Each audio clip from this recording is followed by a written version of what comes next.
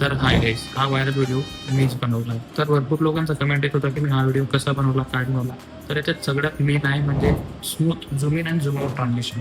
So मी ती कशी बनवली आणि त्याच्यावर मी शेक कसा प्रोव्हाइड केला, सो दॅट ती एकदम स्मूथ दिसायला पाहिजे व शेकी दिसायला पाहिजे.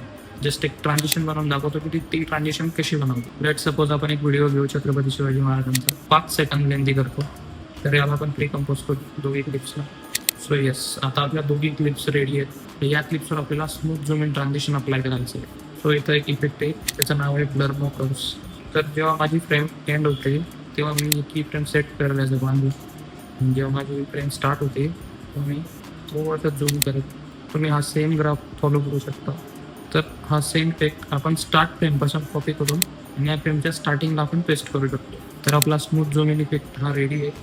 पण मी याच्यामध्ये एक शेक लावतो, तो शेक मी तुम्हाला दाखवतो. तो मी एक इफेक्ट वापरतो, त्याचं नाव आहे विच.